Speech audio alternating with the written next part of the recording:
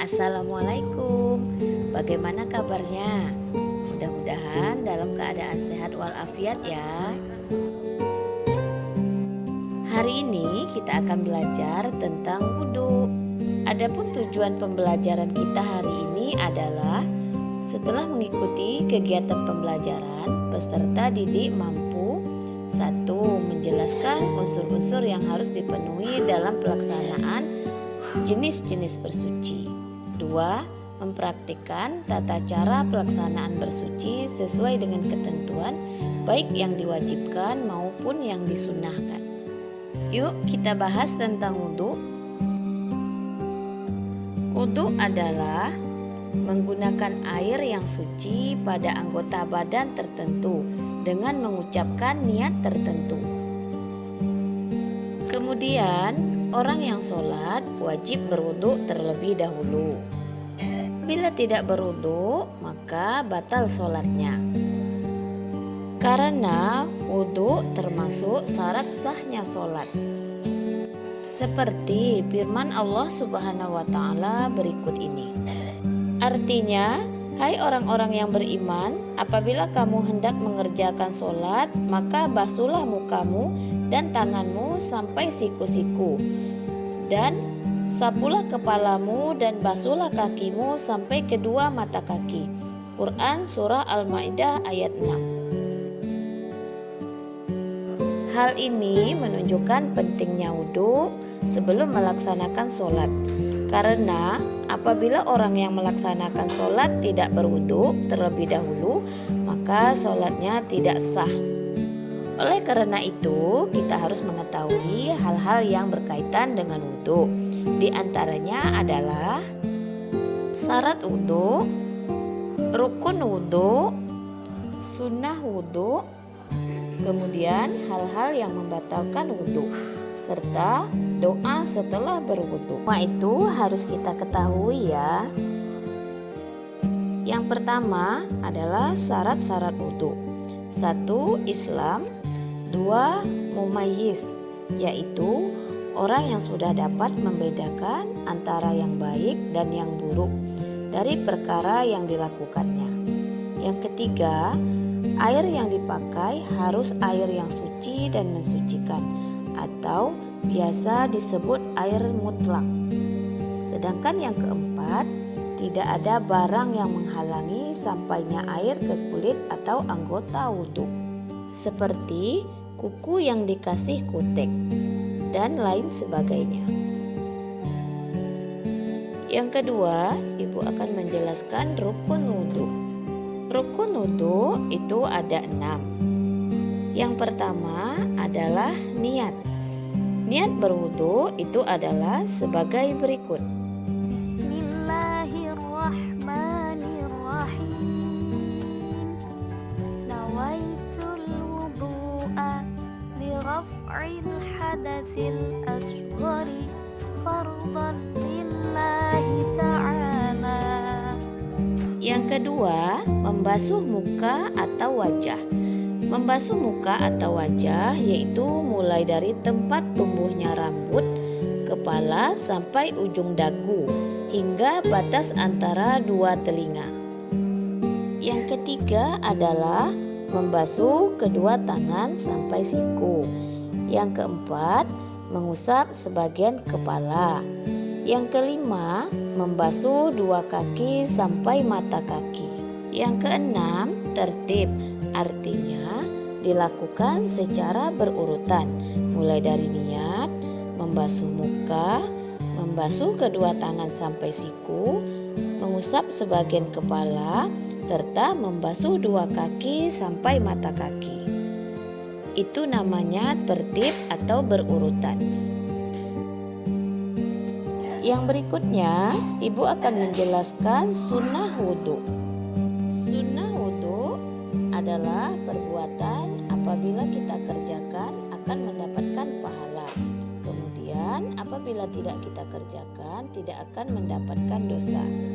Antara lain sebagai berikut.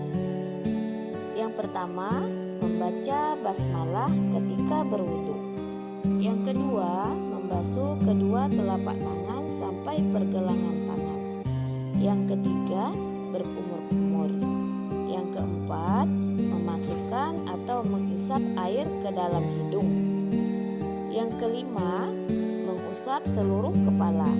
Yang keenam, mengusap kedua daun telinga, luar ataupun dalam. Yang ketujuh, membasuh anggota wudhu sebaiknya 3 kali. Yang ke-8, menyela-nyela anak jari kedua tangan dan anak jari kedua kaki. Yang ke-9, mendahulukan anggota yang kanan dari anggota yang kiri. Yang ke-10, berdoa sesudah berwudu. Selanjutnya adalah hal-hal yang membatalkan wudu. Yang pertama, hilangnya akal baik karena tidur, pingsan, mabuk, serta sakit ingatan atau gila. Yang kedua, keluarnya sesuatu dari kubul atau kemaluan depan dan dubur atau kemaluan belakang. Misalnya buang air kecil maupun air besar, atau keluarnya angin dan sebagainya. Yang ketiga, bersentuhan antara kulit laki-laki dan perempuan. Yang keempat, menyentuh atau memegang kemaluan dengan telapak tangan atau jari tanpa alas. Berikutnya adalah orang yang batal wudu tidak boleh melakukan hal-hal sebagai berikut. Yang pertama adalah tawaf. Tawaf adalah mengelilingi Ka'bah sebanyak 7 kali. Yang kedua, sholat, baik sholat wajib maupun sholat sunnah. Yang ketiga, menyentuh Al-Quran. Yang keempat, membawa Al-Quran. Menyentuh Al-Quran saja tidak boleh, apalagi membawa Al-Quran. Nah, itu tadi perkara yang tidak boleh dilakukan bagi orang yang batal wudhunya. Nah, sekarang perhatikan baik-baik bagaimana cara wudhu yang sesuai dengan sunnah Rasulullah SAW berikut ini.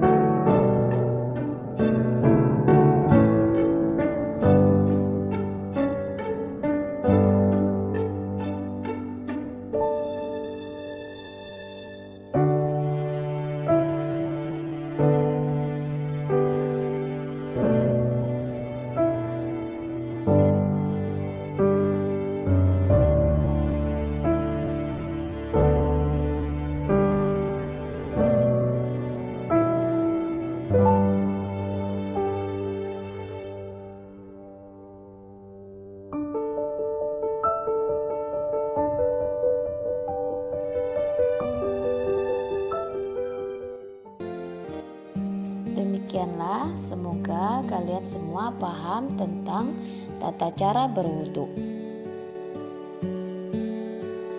Selanjutnya, mengerjakan tugas. Tugas ini jawabannya ditulis di bawah file video yang ada di Classroom. Yang pertama, sebutkan hal-hal yang membatalkan wudu. Yang kedua, tuliskan arti lafaz niat berwudu. Yang ketiga, sebutkan rukun wudu.